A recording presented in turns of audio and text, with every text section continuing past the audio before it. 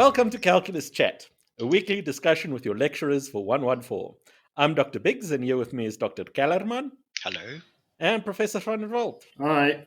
I think we're just about halfway through this module now. In fact, we will be crossing the halfway point in terms of the number of lectures during this next week. We've also finished our first semester test, and that has been returned to our students. Yes, it seems the main pitfall was section B, where we require fully written out and fully motivated arguments. Indeed. I saw somebody post on Discord that we are now requiring them to write essays for mathematics. And I'm like, yes, you finally get it. This is exactly what we want. We want you to tell the whole story, communicate all your thinking, your reasoning. How do you come towards your conclusion? Yes, it's both to demonstrate that they understand the work, but it's also how you write mathematics. You have to verbalize your argument so that the person reading it can understand what you're doing. Yes, you formulated this quite nicely when we were chatting a little earlier, Ruan. Yes, I mentioned Aristotle said when giving a public speech, tell them what you're going to tell them, then tell them what you've told them. So perhaps a guideline for students when you do a calculation is start by saying what you're going to do, then do the calculation or present the argument, and then when you're done, explain what you've done and why your conclusion is justified. Sounds good to me. I think there's also, perhaps for some of our students, a more pragmatic purpose behind giving these fully motivated and detailed arguments. First of all, this is how we do mathematics. Mathematics is not just about coming up with some answer. It's more about the process of coming up with the answer. Indeed. But, I mean, when you write down your argument in detail, then it becomes much easier for you to spot where you've made a mistake. Yes. And then fix your mistake. I mean, it's also the way you kind of reason through it. Often I think I've got the answer and I've got an idea for how to prove it. But until I've sat down and written out all the steps with all the reasons, I haven't actually done it. And often when you get to that stage of sitting down and writing down all the steps, then you discover, the thing that I thought, no, it doesn't work. Actually, there's a gap here in what I was thinking. More needs to be done. Yes, absolutely. So verbalizing, and in this case actually, so writing your argument helps you spot where you're making a mistake. But I sometimes get a feeling that some of our students get less marks than they should. So this is now a very pragmatic thing, right? Yeah.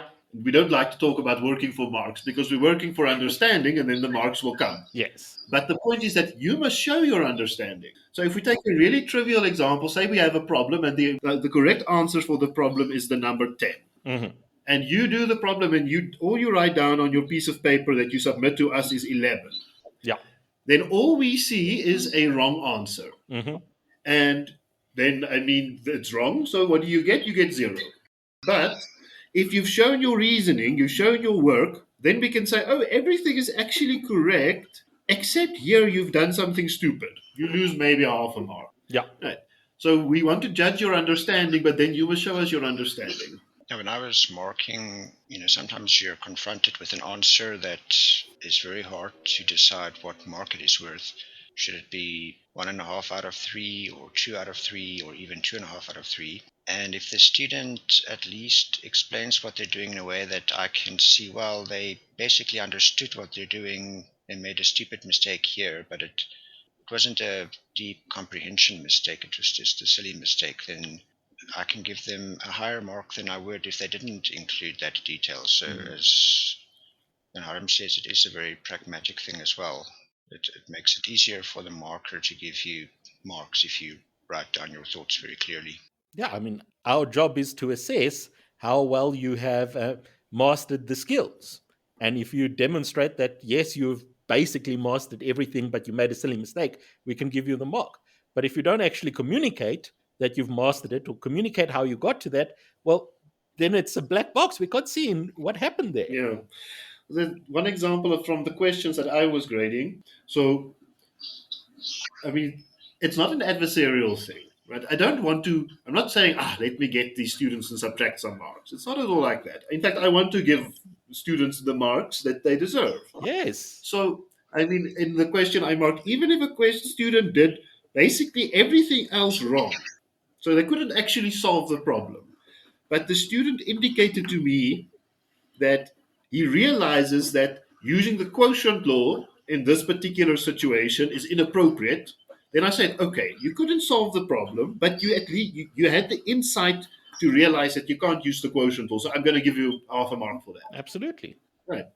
So showing your thinking very clearly, very completely, it's good for your own understanding. It's good for spotting your own mistakes, and it's good for showing the person grading your work what you do understand, and not just that you couldn't do the problem. Yeah. And I mean, ultimately, it's not much use if you can solve all the problems in the world in your head if you cannot communicate how you've done it to anybody else. I mean, that is the main point almost is to be able to communicate. And that's a skill beyond Mm. just being able to solve it, is to communicate how you solved it to someone else. And that is very much a skill we're also trying to get our students to develop. Yeah, well, I mean, the test is over, the grading's done. Yeah. Well, I mean, we can't do anything now to change the grade that you got for this test. But I think this is a great opportunity to learn from your mistakes. That's why we return the graded tests to you so you can learn from your mistakes. So I really I think I want to encourage the students to work through that test and see what is it that I do not understand, or what is it about the way I presented my result, my solutions, which has caused me not to do as well as I would have liked to. Yeah. And maybe you don't understand that one concept as well as you think you do, because it's often, I mean, myself, I've misled myself in thinking I understand something until you're really confronted with, well, actually no, there's some problems Mm. with what I'm doing. So yes, I also want to encourage students. This is a fantastic opportunity to take some stock, learn from your mistakes. And if there is anything in the semester test that after you've spent some time trying to dissect it that you still don't get, come and discuss it with us. Mm. Right? We're quite happy to talk to you on various platforms or to make a consultation and discuss with you what went wrong there. It's such a valuable thing to be able to say, this is where you went wrong, and to learn from that mistake. Yes, I was heartened to see that there were also a number of students who did very well. Yes, and big congratulations to those students. We had some students who really do quite excellently in a fairly tricky module, right, Yeah. with all these abstract concepts. Yes, I saw there were 6 students who got 90% or more. Indeed. And I mean, even in my marking, I saw some of the things that we were communicating definitely came through. Students did learn some big concepts, and they did grapple with it. Mm. Yeah, I marked some solutions that brought a smile to my face. I marked some that brought great laughter to me in a positive way. That was, I am so happy that they got it and they explained it so well. Yes, I saw a couple of solutions that were, to be honest, even slightly better than the memo in terms of how it was motivated. It was just great. Okay, but calculus moves forward, and we are busy building quite an impressive machine here, or if a toolbox, if you like, right, of differentiation. And well, we spent the first few weeks laying down the foundations. Then we introduced the limit, right, which was our fundamental important concept for building on. And then we really got into a solid definition of the derivative and then started developing that tool quite nicely now. Yes, so far we've looked at well-known functions like polynomials, trigonometric functions, rational functions, exponential functions, but there are a few more functions that we haven't looked at yet. Yes, and so we're building the machinery to deal with them. And I think the first thing we did, right, was to see, well, how can we combine some basic functions that we know how to differentiate, like a polynomial or a trigonometric function, into bigger and better and more complicated functions. So then we did the sum, the difference, the product, the quotient, the chain for the composition, right? And just with those ways of combining them, we can already have access to some quite complicated functions that we now have all the tools necessary to actually differentiate them just by applying one of these rules at a time and doing it step by step, right? And even with those rules, just those rules, right, we can get to something like a rational function from the polynomials. We know how to differentiate a polynomial. We can add them. We can take quotients of them, which means we get access to the rational functions. And so we do have quite an impressive range of functions already available. But what we're going to be going on doing going forward is to, well, develop some more of these basic and elementary functions. Yes, and this is actually quite a big leap if you think about it. I mean, the way we're going to build up these new functions, I mean, it's quite different from how we've gone about it so far. I mean, so far, you start off with kind of, really basic functions, polynomials, and so on, and you define new functions from them. And your trig functions, you can define very nicely geometrically, Mm-hmm. but these new functions are built in a very abstract kind of way by for instance, looking at the inverse of a function. So you take, say, a nice function like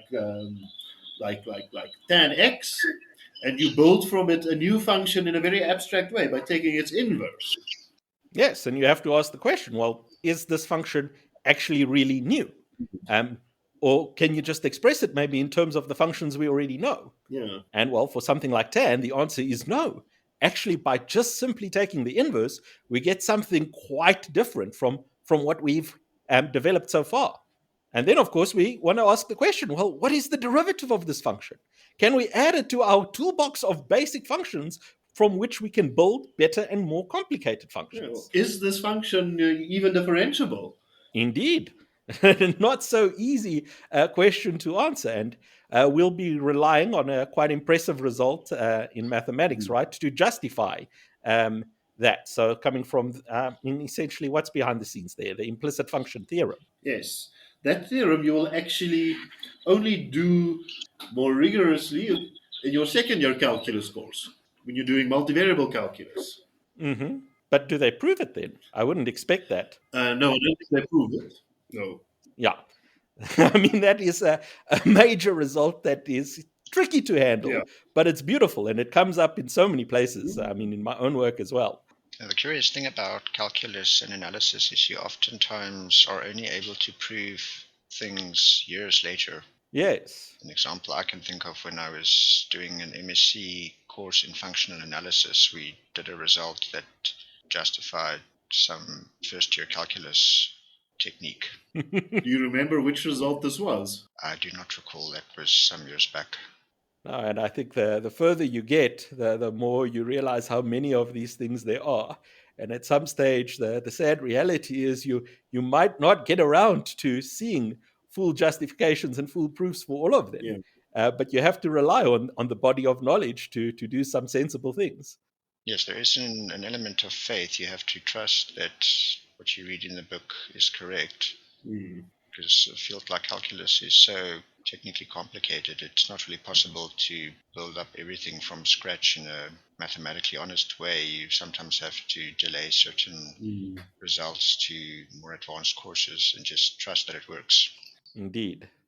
But a healthy dose of skepticism is also good. You want to at least have an intuitive idea for why it might work. And if you don't have it, you want to dig a bit deeper. We've seen one example of that already with the intermediate value theorem. Mm-hmm. All of the other theorems so far, we can actually prove with what we have. But this one, it's really, you need to dig into the fundamentals, the basics of mathematics to come up with a proof. Yeah. No, and I think another example, and while a basic function that ties into this quite nicely, is the idea of the exponential function, which we've just done in lectures, right? And the way we introduced it was a little bit hand wavy, right? In terms of, okay, yeah, we can define it for natural numbers, then we can extend to rational numbers, but then how do you extend to real numbers? You kind of just have to fill in all the holes. What does 5 to the pi mean? Yeah, and I mean, that can be formalized as a way of defining the exponential function. But of course, there are other ways of defining it formally. The problem is that all of the ways of defining it formally require some other theory to be developed first. So, I mean, one of the classic ways is to define it as a power series, right? 1 plus x squared over 2 factorial plus x cubed over 3 factorial. But that would require, well, the theory of power series and the convergence of power series and how to deal with differentiation of power series to check everything that we're saying about the exponential function. Another way is maybe to, if you're coming from looking at differential equations, then you can introduce it as, well, that's the solution to a very simple differential equation. It's the one where the derivative of the function is the function itself. It's one of the most beautiful ones. And it's probably for this reason that it comes up everywhere, because there's so many things that we can model as well. The rate of change of the thing is directly correlated to the amount of that thing that's there. Yeah.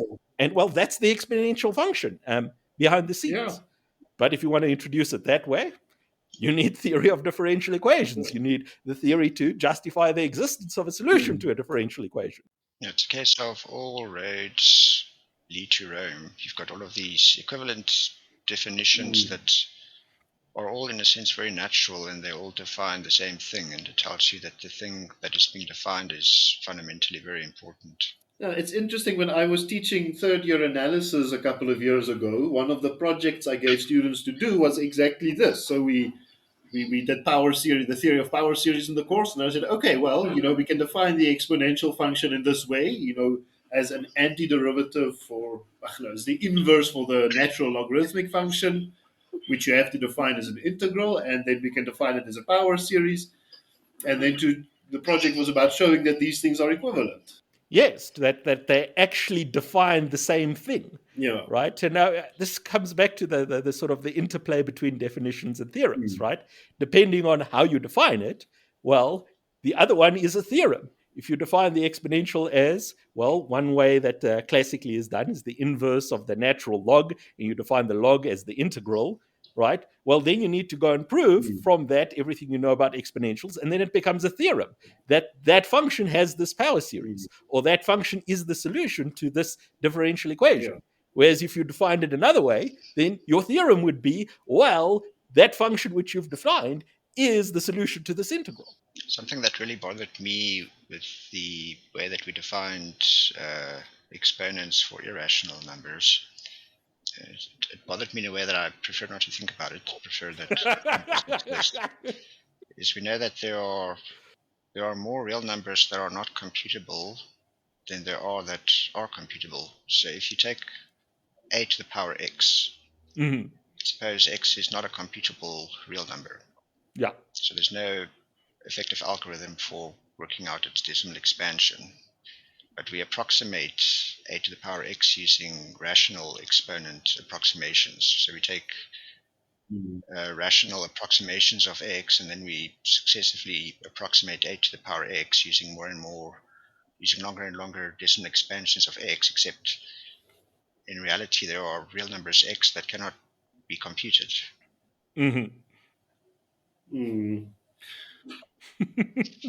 So from a practical point of view, then this way of defining a to the x is not very useful.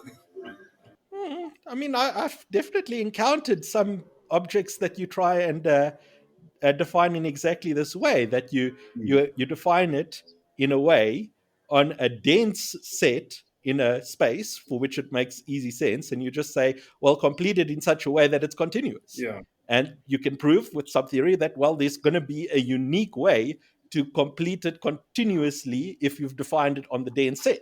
Yeah, a completion is like a non-constructive approach. So this is getting quite tangential. So the exponential function is quite a beautiful thing, and it comes up in so many places. It's such a natural object, like we've been discussing. And for me, it's also beautiful that you have other ideas that build on the exponential function. Like, I don't know when our students might see this in second or third year, if they do some more dynamical systems, the idea of taking the exponential of a matrix and to extend the idea of taking the exponential to, well, beyond just real numbers. Yeah, and it is there where this idea of the exponential function as a power series is so useful. Because then you can basically define an exponential in any structure where you can talk about power series. Yeah. So that is then probably one of the most useful ways of thinking about the exponential function when you want to define it and when you want to take it further. To generalize it, yes. And the exponential function also plays an important role in representing complex numbers, which they'll probably see in their second semester. Yes. In one way or another, they're going to be seeing plenty of the exponential function. Oh, yes. The exponential function is one of our so-called elementary functions, right? What are elementary functions? Well, these are basically your polynomials, your rational functions, trigonometric functions, exponential functions, hyperbolic trigonometric functions, and then the functions that can be built up from those using other operations. Is that it? Well, I might need to look it up as well, but I mean, in my mind, it's yes, exactly those. It's in my mind, it's sort of that group of functions that has now, for centuries, been around and been really useful, that we sort of consider as sort of a basic foundational functions that everybody should know about because they are just so useful and they appear everywhere, Yeah. like the exponential functions or like polynomials or like the trigonometric Mm. functions. And so this is a small collection that we all agree as mathematicians. This is the basic set of functions that we all should know and that we all can use a lot everywhere. Yes, we're actually occupying a very small part of mathematics because, in some precise sense, you can prove that most functions are not elementary. Yes, it's actually very interesting. Actually, a problem that one of my honor students is working on at the moment is basically showing that there are far more functions that are not differentiable at a single point than there are continuous functions. Yeah, that's very much like a situation. There are only countably many computable functions on the natural numbers, but uncountably many functions that are not computable. And the set of computable functions is a set of Yeah. Lebesgue measure zero. So almost all functions are Yeah. not computable, and by extension, almost all functions are not elementary. Yes, once you make very clear, and as mathematicians we do that, what do we mean by almost all? Yes. Um, but yeah, so the point is, yeah, yes, we've got this collection of sort of basic functions that we are Mm. grappling with, and it's amazing the amount of stuff we can do with just these elementary functions and combining them in the ways that we have seen. But very quickly, you can encounter problems where you can't express answers anymore in terms of elementary functions. And we will see this definitely when we get to integration, Mm. right? There are some simple integrals that the integral cannot be written in terms of any combination of the elementary functions that we've developed. Yeah. So it's good to have that sort of perspective or context. Mm. It might also be an interesting question among the three of us. Well, what non elementary functions have you encountered in your studies and in your research? Well, I think the famous one that some of our students may have seen already is the error function that you encounter in statistics. Indeed. I think that's not an error. It is defined as an integral. Yeah, and that will, I mean, I think we usually treat that as the primary example of an integral that we can't compute in terms of elementary functions. Mm. So in my case, I encountered the so-called Jacobi elliptic functions when I was studying some stuff in geometric control involving some Hamiltonian systems. The problem comes down to you need to integrate um, 1 over the square root of a quartic or a cubic polynomial. Mm. Quite a simple integral. This is also no longer expressible in terms of Mm. elementary functions. But in order to describe the dynamics of that system, right, you can introduce, and people have quite these large lists, right, of non-elementary functions that come up in specialized places. And so these Jacobi elliptic functions, in some sense, sort of generalize what's going on with the trigonometric functions. If you think about the trigonometric functions being based around a circle, then you can think about the Jacobi elliptic functions being based around ellipses Mm. and other conic sections. And well, those are exactly the right language I needed when I was doing this research into these certain dynamical systems. Mm. Out of interest, what is geometric control theory? I've heard the term, but I don't know what the field entails. So there are two parts, maybe. Control theory. What is control theory?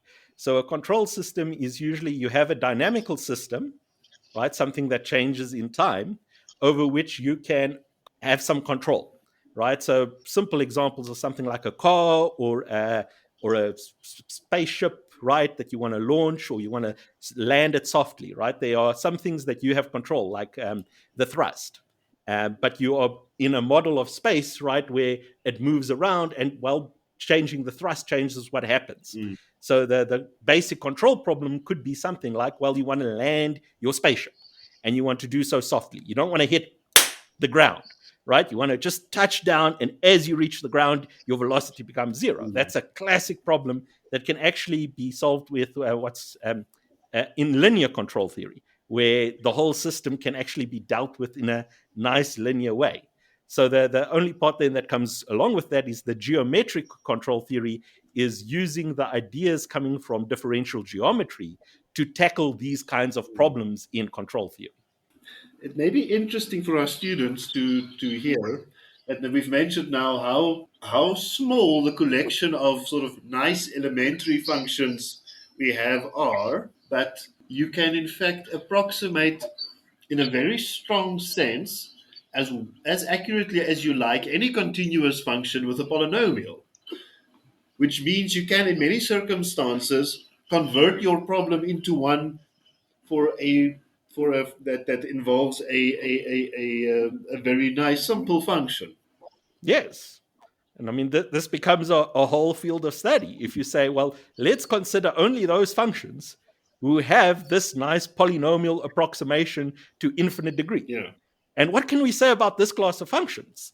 And we can develop some beautiful theory around that. Yes. Wow, I think we've covered quite a few beautiful ideas in this session, a few good tangents, but this is great for Calculus Chat. So this is our last week before the recess. So let's keep going on full steam before we get to our well-deserved break. Yes, it's been a busy semester so far. I think everybody needs and everybody deserves a bit of rest. And time to reflect. I feel it's been busy, but it's been beautiful. So many fantastic things have happened already. Okay, so that's going to be it for this time. Ciao. Bye. Goodbye.